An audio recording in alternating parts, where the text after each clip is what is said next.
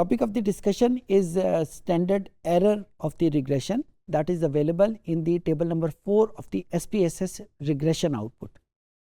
Standard error हमें बहुत important information देती है उस रिग्रेशन लाइन के बारे में, उस रिग्रेशन के बारे में, या दूसरे मानों में उस रिलेशनशिप के बारे में।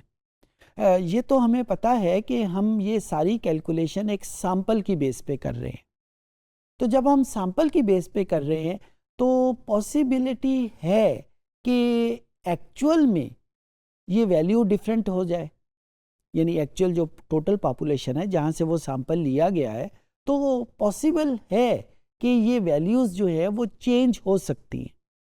तो यहाँ पे हमें स्टैटिस्टिक्स एक एडिशनल मेजर देती है कि हम ये पहले से अंदाज़ा लगा लें कि क्योंकि ये सैंपल है तो इसकी वैल्यूज़ में चेंज तो लाजमी होगी, तो वो चेंज कितनी हो सकती है, किस हिसाब से वैल्यूज़ स्लोप की या उस लाइन की चेंज हो सकती हैं। स्टैंडर्ड एरर हमें वो इंफॉर्मेशन प्रोवाइड करती है कि जिससे हमें ये पता चल जाता है कि सैंपल में किस हद तक वेरिएबिलिटी मौजूद है। क्योंकि ये रिग्रेशन एनालिसिस में है, लिहाजा हमने इसका नाम रखा हुआ है standard error of regression. Otherwise ये स्टैंडर्ड डिविएशन ही है, इसका फार्मूला भी वही है, उसी तरीके से हम इसको कैलकुलेट करते हैं। लेकिन क्योंकि ये सारा काम हम रिग्रेशन एनालिसिस में कर रहे हैं, लिहाजा यहाँ पे हम इसको स्टैंडर्ड डिविएशन नहीं कहते बल्कि स्टैंडर्ड एरर ऑफ रिग्रेशन कहते हैं। ओके, तो अब हम देखते हैं कि हम इसको इंटरप्रेट कैसे करेंगे। ये आपके सामने स्क्रीन के ऊपर एक रिग्रेशन एनालिसिस मौजूद है।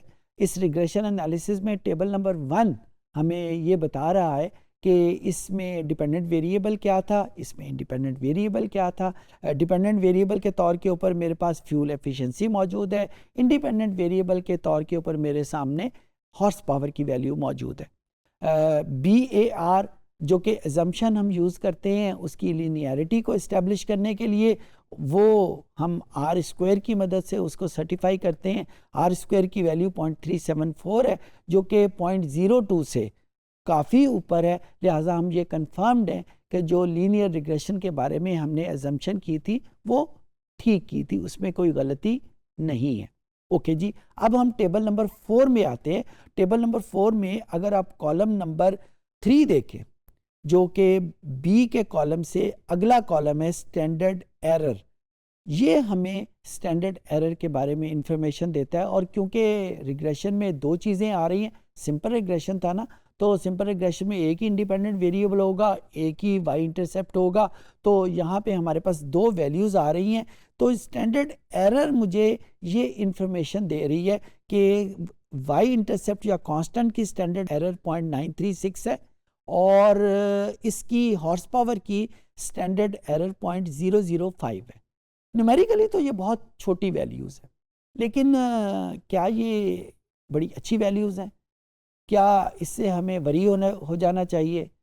क्या हमें ये इन्फॉर्मेशन देती है? अभी थोड़ी देर पहले मैंने आपको डेफिनेशन में बताया कि क्योंकि ये सैंपल है तो सैंपल में कितनी वेरिएशन पॉसिबिलिटी है, ये वो चीज़ें बता रहे हैं। इसके लिए लेट्स सी हम ग्राफ का सहारा लेते हैं। ग्राफ में ये चीज़ें ज़रा बेहतर तौर पे सामने आ जाएंगी और इन वैल्यूज़ का मतलब भी बेहतर तरीके से समझ आ जाएगा, क्योंकि 2 वैल्यूज़ है ना, तो 2 वैल्यूज़ को इकट्ठा समझना ज़रा मुश्किल हो जाता है अगर हम उनकी न्यूमेरिकल वैल्यूज़ को देखें। लेकिन जब हम एक ग्राफ की सूरत में देखते हैं तो ये चीज़ें आसान हो जाती हैं। ग्राफ हम क्या करेंगे, वही स्कैटर प्लॉट में यूज़ करूँगा। हम स्कैटर प्लॉट में आए, सिंपल का वर्ड यूज़ किया, डिफ़ाइन किया, और ये मेरे पास एक्स एक्सिस में हॉर्स पावर मौजूद है, वाई एक्सिस में फ्यूल एफिशिएंसी मौजूद है, और उसके बाद मैंने ओके का बटन प्रेस किया। ये मेरे सामने वो ग्राफ आ गया। इस ग्राफ को मैंने डबल क्लिक किया और डबल क्लिक करने के बाद मैंने ये चार्ट एडिटर में ओपन हो गया। चार्ट एडिटर में ओपन होने के बाद आप एलिमेंट्स में जाके इसकी फिट लाइन एट टोटल इसको क्लिक करेंगे ताकि हमें उसके ट्रेंड लाइन का पता चल जाए। इस ट्रेंड लाइन को क्लिक किया, जो ही मैंने इसको क्लिक किया 2 चीज़ें सामने आपके आएंगी। एक तो वो लाइन यहाँ पे ड्रॉ हो गई है, और दूसरे नंबर के ऊपर ये एक टेबल यहाँ पे आपके सामने आ गया है। वो टेबल का जो अपर हाफ है वो मुझे उस ट्रेंड लाइन के नेचर के बारे में बता रहा है कि वो लीनियर होनी चाहिए, नॉन लीनियर होनी चाहिए, या उसकी नेचर क्या होनी चाहिए। लेकिन अगर मैं लोअर हाफ के ऊपर आता हूँ तो वो मुझे कॉन्फिडेंस इंटरवल के बारे में बताता है। Confidence interval basically standard error की मदद से डेवलप किया जाता है। अगर हमारे पास स्टैंडर्ड एरर अवेलेबल है तो कॉन्फिडेंस इंटरवल बन जाता है, और अगर स्टैंडर्ड एरर अवेलेबल नहीं है तो कॉन्फिडेंस इंटरवल नहीं बन पाता। ओके, कॉन्फिडेंस इंटरवल की जो शेप है वो स्टैंडर्ड एरर के ऊपर डिपेंड करती है। तो जब मैं स्टैंडर्ड एरर को समझना चाहूँगा तो मैं कॉन्फिडेंस इंटरवल की शेप देखूंगा। तो मैंने यहाँ पे कॉन्फिडेंस इंटरवल जो कि इस वक्त नन के ऊपर है, मैंने उसको मीन के ऊपर क्लिक कर दिया। यहाँ पे उसकी परसेंटेज आमतौर के ऊपर 95% रखते हैं। इसको हम फिर किसी वक्त डिस्कस कर लेंगे कि 95 के ऊपर क्यों रखते हैं, ये इसके पीछे प्योर स्टैटिस्टिक्स है। इस वक्त मैं दो तीन चीज़ों को आपस में कंफ्यूज नहीं करना चाहता, लिहाजा मैं अपनी तवज्जो बिल्कुल उसके ऊपर रखना चाहता हूँ, स्टैंडर्ड एरर के ऊपर। इसको मैंने अप्लाई किया। जो ही मैंने इसको अप्लाई किया, आप गौर से देखें तो उस ट्रेंड लाइन के इर्द गिर्द दो लाइनें मेरे पास और आ गई।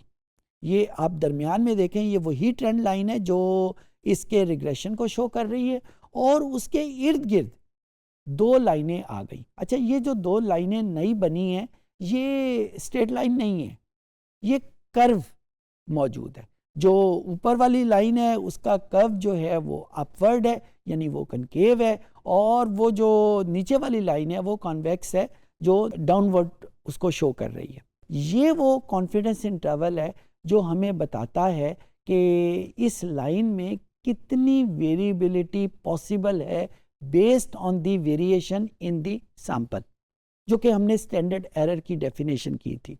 तो स्टैंडर्ड एरर की वैल्यू अच्छी है या बुरी है, उसका इन्हिसार ये होता है कि अगर इन दोनों लाइनों के दरमियान में विड्थ बहुत कम हो तो हम ये कहेंगे कि ये एक वैल्यूज़ कंसिस्टेंट है, ये कोई बुरी स्टैंडर्ड एरर नहीं है, that is pretty much okay to go. लेकिन अगर मेरे पास ये स्टैंडर्ड एरर यहाँ एक वैल्यू यहाँ पे होती और एक वैल्यू यहाँ पे होती, तो इसका मतलब है कि इस रिग्रेशन लाइन में वेरिएबिलिटी बेतहाशा पॉसिबल थी। तो जब वेरिएबिलिटी थी तो सैंपल के चेंज होने से ये वैल्यूज़ कभी कुछ हो सकती है, कभी कुछ और हो सकती है।